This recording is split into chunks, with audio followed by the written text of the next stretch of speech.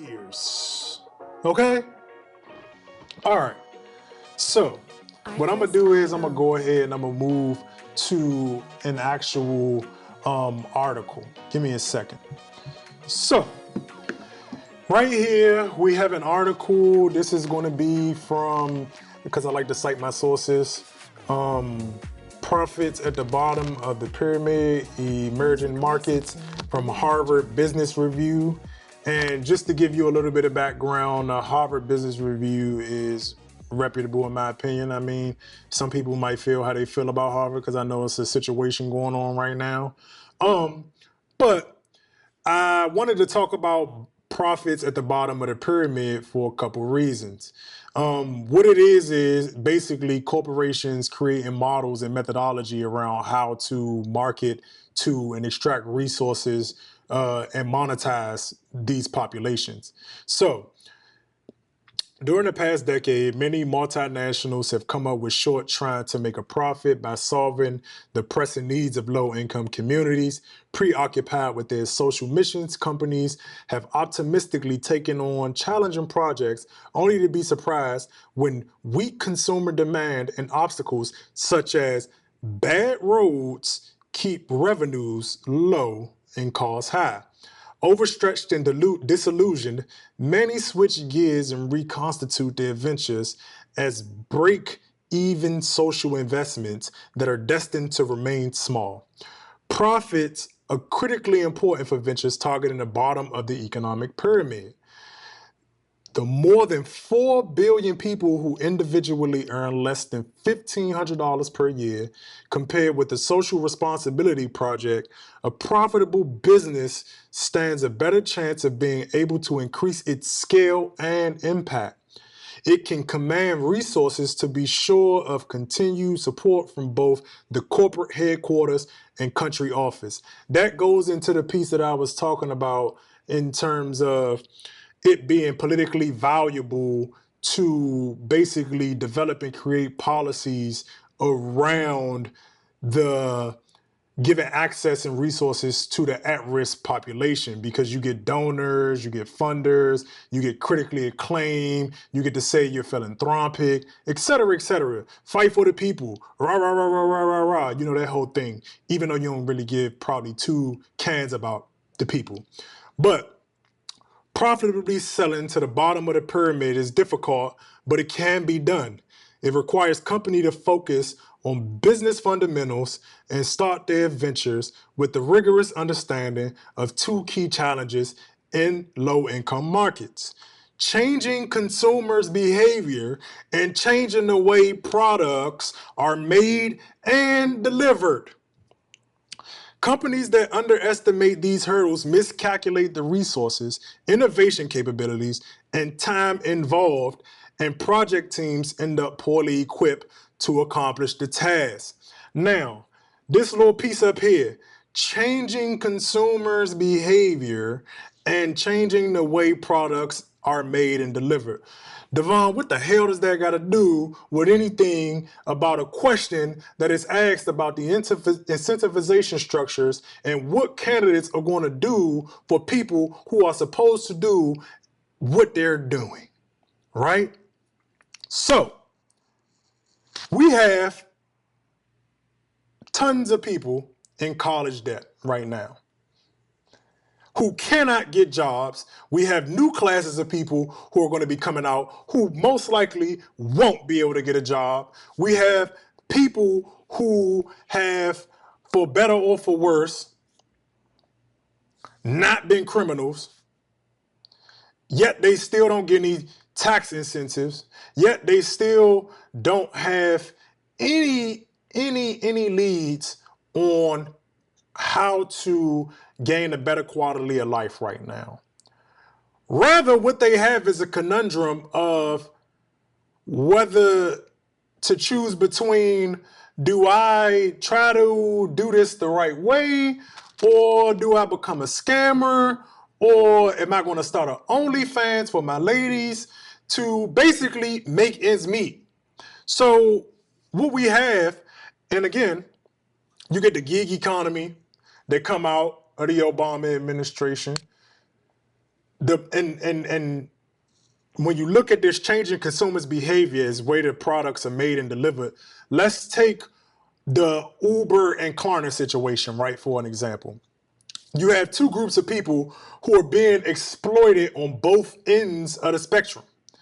And it is creating an incentivization structure as well as de-incentivizing people to want to do and advocate for public policy. What do I mean by that?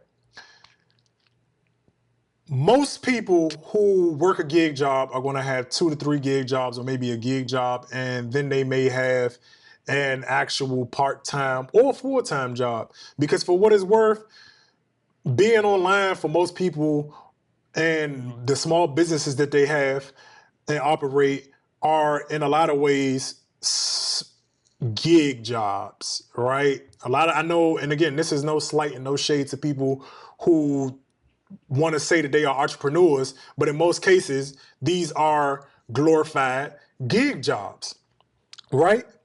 But the problem that we have is that we have incentivized by large a whole 2, 3 generations of people, and I'll leave out like boomers and like the top end of X only because they have already entrenched themselves within corporations, etc., to basically chase the bag culture. And chase the bag culture has put us in a situation where you have people who are driving these Ubers, DoorDash, Instacarts being exploited, but then the people who are purchasing it now are being exploited because you have people like Klarna, PayPal in full, and all of these different services saying, you know what? We understand that these people don't have any money. We understand that these people are in a precarious situation. And because in marketing, people have profiles on the people who in which they are extracting from, they know you better than you know you. Because not only are we in a predatory environment where we have both sides of the corporation eating us while also creating the need to be eaten so that we can eat, you have Siri, Alexa, Junie, Gemini, whoever, all of these AIs who actually are just extracting data, information, which is monetizing our personal lives, right? You can get a smart refrigerator, a smart anything. A smart anything is just something that is basically consuming you as human capital. And then corporations are then taking that and consuming you on a consumer side to say, I know that you sleep at this time or your heart rate is up at this time. So I know that that creates a desire for you to buy a purchase because I've done the research necessary enough. This is human nature. I have drilled down so deep. So now I can take advantage. But not only am I taking advantage of you on the front end by gutting labor laws, I'm also going to take advantage of you on the back end because you don't have the time to move around as much. You need Instacart, or maybe you don't need it. Maybe we don't need it. That's the conversation and that's the discussion that a lot of people should have. But what it does for the person who is having to create policy, the referee, the diplomat, the politico, he now has to get comfortable with telling 2 groups of people no. He has to get comfortable with being a disruptor. And unfortunately, we've gotten into, again, American culture as a whole as not wanting to be disruptors. We've gotten into a space where everybody wants to play the game and not disrupt the game. And when you really think about it, when you talk about the Fords of the world, the founding thugs, our great fathers of this nation, when you really look at it, they were disruptors. Our founding father said, you know what? Nah, we're not going to keep being a trading post. We're not going to keep doing this like this. We're going to create our own version of monarchy. And we're going to go on about our business. Ford said, you know what? I'm going to create the child line because I want more control over how families function. And having more control over how families function, I get to be more enriched. And as a result of being more enriched, I now get to lobby and attach myself to people who create the rules of engagement, the incentivization and decentivization, which is legislation, of how we participate. So again, to Fu's question, they have to be disruptors. They have to say, you know what? Nah, you know what? We're going to take the ESG thing and restructure that. Because the ESG scores have nothing to do with the social and human impact of how a society operates. Because if you look at the list of who gets what, let me see. Let me go to the top ESG scores and see how it worked and who got what. Because the corporations that may sit at the top, because it says sustainability rankings, right? 25 top rated companies, ESG scores. So I'm not even going to lie to you. I don't know who most of these people are. But you got Abu Dhabi Commercial Bank, 37 Interactive Entertainment Group. Let's click on that and see what we get. Because again, some of this is learn as you go, man. I'm not here professing that I know it all, that I got all of the answers. I got some answers, or at least I think I do. But I think that, again, one of the answers is hacking the algorithm and pushing these type of conversations to the top, because we can't keep talking about trash and filth. We got to leave that 1 week at a time. Industry groups, software and services, country, region, China. Oh, so they got a low score. 21, 28 out of 14. All right. Let's see. Automobiles. United States and Canada. Harley Davidson. Low risk. 926. Okay, they're good. They're good.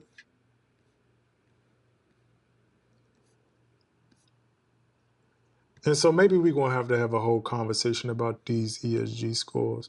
Let's see, what's the best? More than 70 is considered good. All right. So I say all that to say, you know, when we talk about the monetization of everything, it is also not producing bad behavior, but it is re-entrenching the bad behavior and the ability, or kneecapping the ability for politicos and regular everyday people really to actually try to gain access to more policy, because everybody equates everything back to their own individual self, because you constantly hear, oh, well, if you don't got 5 jobs, if you don't got this and that, you ain't out here hustling hard enough. Y'all crazy. Y'all crazy, man. Y'all are crazy. In no way, shape, or form should you have to work 5 jobs, 3 jobs to be able to make it and survive. And so, like, I know I mentioned earlier the thing about media and how media is a problem, right? And what I wanted to touch on that is I also think as a solution that some of these things have to come off the grid, some of these industries. So like health, news, journalism, education, housing, all have to come off the grid of capitalism, because we get into a point where we basically devaluing things that provide a base level of quality of life. And I know a lot of people will push back against that, but I think that the other things can be left, like consumer goods. We can do with capitalism all day, buy whatever you want, have whatever you want. I'm all for you enjoying yourself in your life. But we need to restructure it. And even if it don't come off the grid, let's even have a conversation as to how we structure. Maybe, okay, if a person is going to buy 5 or 6, 7 properties, let's tax them at a particular rate after said number of properties to basically extract and get that money back. But I'll talk about that in like the tax incentive.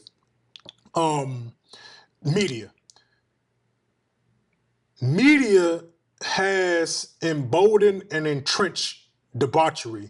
The debauchery and the ignorance that allows us to be exploited, that creates an environment and it creates a space for us not to be able to access as people who are doing the things that we're supposed to do to get resources. And what do I mean by that? So most people consume information at a 6th grade reading level, right? Media in its methodology and communications, instead of reviewing their own ESG and social and environmental impact, instead of saying, you know what, we're going to create content at every level, they have taken it upon themselves to actually create content that is so short, that is so segmented, that it loses the actual truth through omission. It loses the context. It loses the ability to inform, because some of these conversations realistically take an hour to have, 2 hours to have, sometimes 6 months to have. But they have made it so that you think that you can have these conversations in 2-minute snapshots. And I'm going to give it to you at a 6th grade reading level. And even though a lot of people think that that may sound so brilliant, it's not. Because over time, if I continue to, let's say, give my son candy every time he asks for it, he's going to get cavities. He's going to be obese. He's going to have a myriad of health problems. And it's the same way with literacy rates. If this is the democracy, how do we expect to have a democracy where that means everybody is participating, everybody is informed enough, everybody understands what we're doing and why we're doing it, to give it to them on a 6th grade reading level? Do we know that this policy stuff is not 6th grade content? It's not 6th grade content. It is befuddles me of how people think that we're going to find a solution in a space. And the reason I keep saying space is because I think a lot of the times we talk about solutions. We talk about what can we do? Well, we first have to create the space for these things to thrive.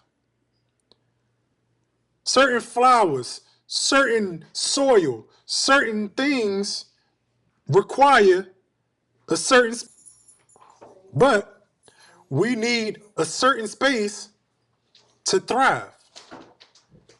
Without it, you can't get the solution that you want. You can't get the product you want. You can't get your flowers in a space that ain't primed for it. We can't get good policy. We can't get good elected officials in a space where we spend 2 weeks, 3 months talking about garbage. We just can't.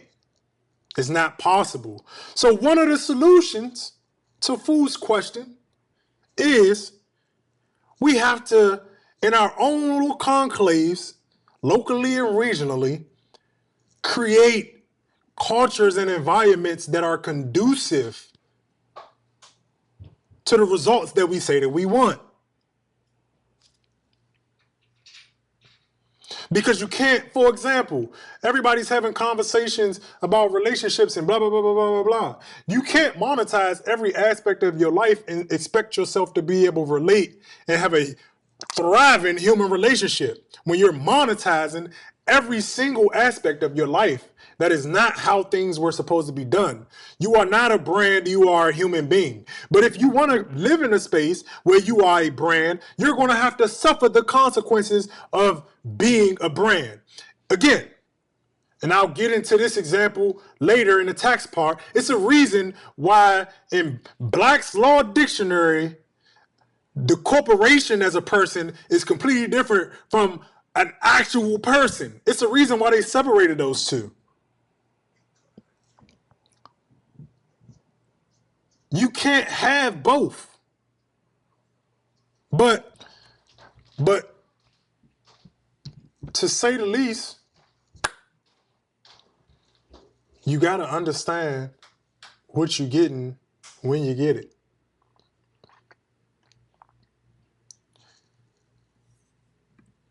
We want politicians that's going to fight for us, but we support corporations who co-opt them because we trying to chase a bag. Everybody mad at Elon Musk and everybody mad at Donald Trump, but the whole time they trying to chase a bag to get to that point. Not realizing I'm exploiting your aspiration. Do you get a few who crack through? Yeah. But realistically, absolutely not.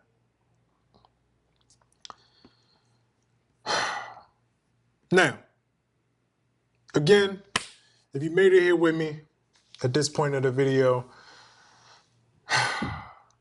go ahead, hit the like button, hit the share button. Again, I'm just trying to hack the algorithm so we can have a space where we can have these type of discussions. You can agree with me, you can disagree with me, you can hate me or you can love me. Just help me hack the algorithm. That's all. From the hood to the hill, man. Because we got to learn how to use these systems against themselves. So, I wanted to talk about tax incentives, right? Because the tax code incentivizes behavior. And I wanted to bring this part up because I heard some people having a conversation the other day about it being stupid that Donald Trump wanted to give $5,000 to people to have kids, to incentivize kids, because the mortality rates are plummeting. Now, what I'll say to that is, it's not stupid to offer an incentive to have kids. The problem with it is that it's not enough in relation to the current environment, because $5,000 is like some people rent. $5,000 ain't really gonna get you nowhere. When the average kid in their lifespan is going to cost you maybe about $300,000, and that's constantly rising. Depending on how these terms go, it might be even more. Because again, we living in a completely different environment. We living in a completely different space.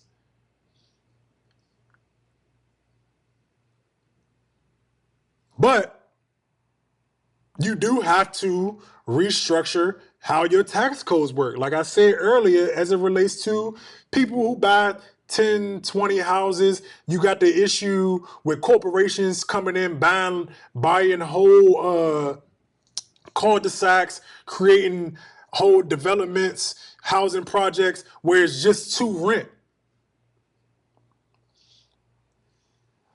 Again, my thing is, I don't think it should be allowed at all. But if we're going to allow it, we got to put stipulations on it. But you know what that requires? Being a disruptor, being a warrior, being a person who's willing to stand in the trench and get slaughtered in this environment. Because nobody's going to love you. We need a villain right now. We need a glorified, glorious villain. We need like a Cell type villain. He gonna create the stage. He gonna give y'all 9 days and tell y'all come back and I'm gonna whoop you.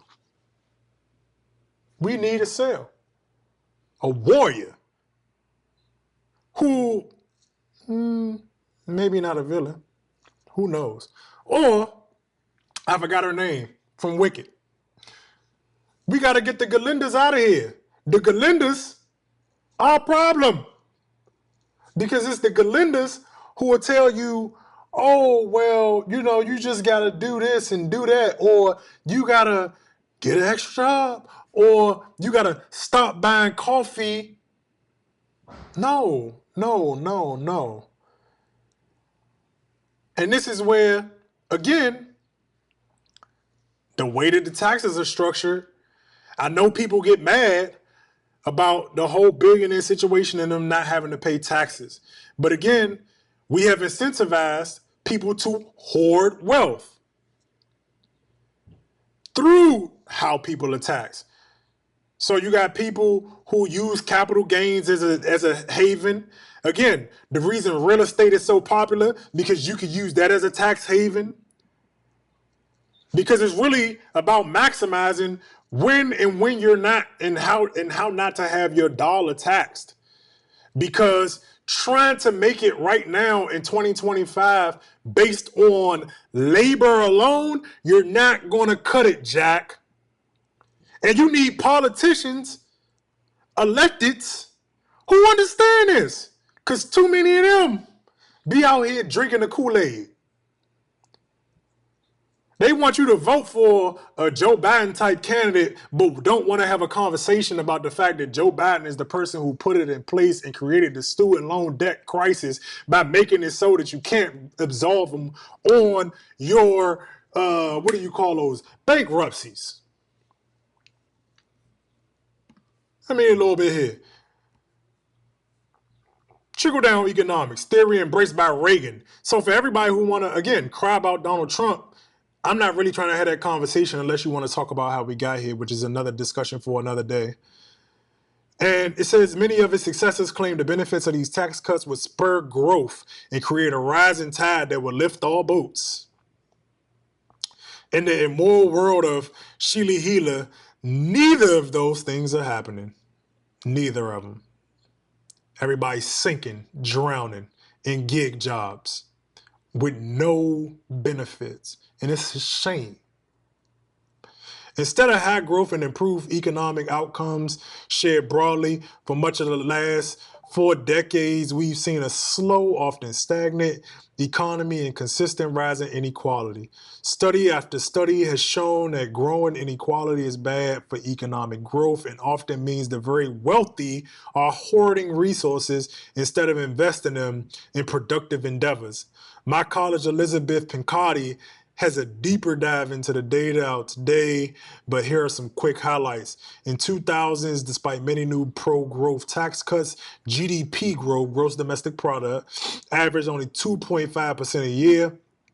Compare that to the 1950s, when the TARP marginal income tax rate was consistently above 90% and the corporate tax rate was 52%.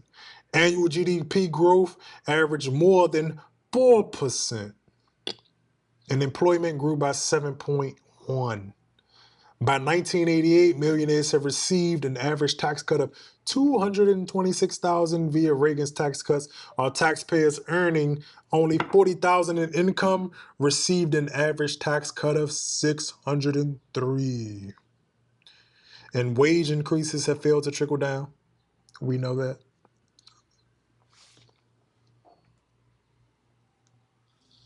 Very serious problem.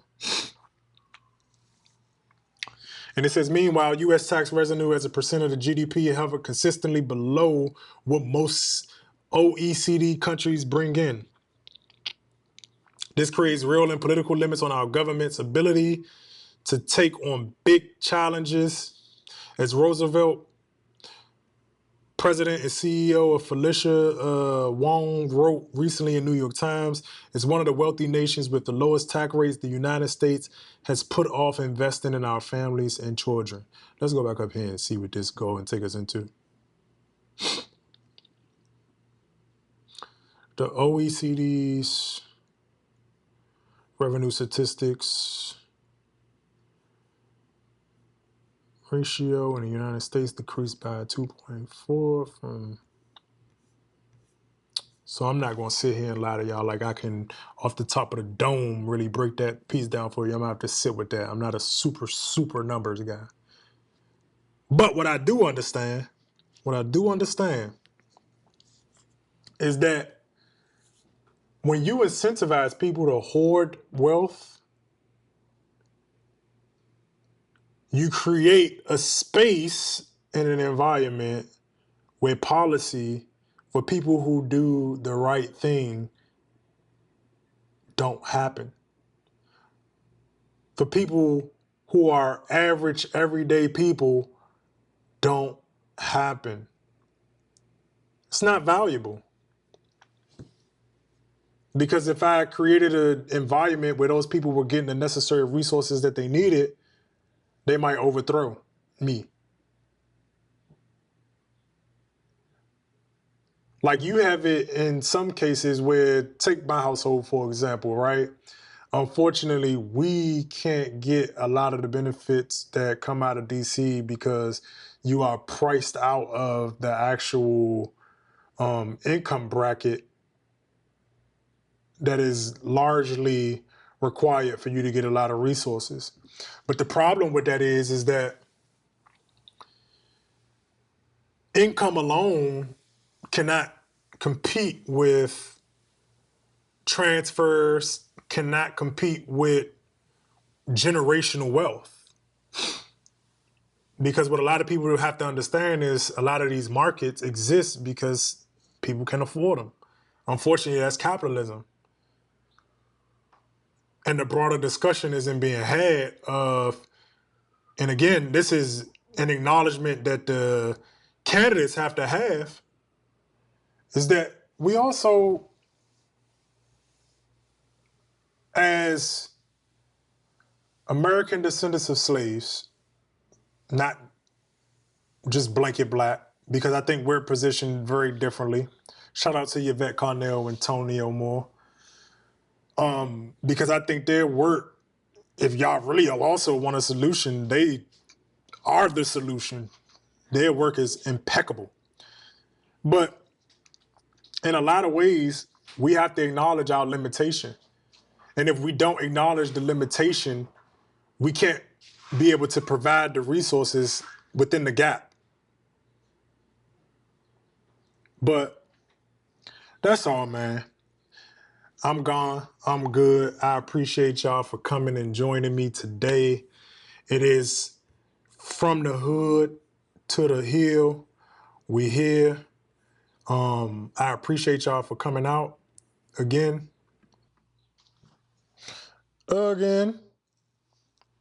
Thank y'all for tuning in. Go ahead, share, like it. Help me hack the algorithm so that I can have my fight. Ideological fight, that is. And leave a comment. Tell me what I'm missing. Tell me what we can add to. Tell me where we can go, especially if you're in DC. We can link up, try to put something together. And y'all enjoy.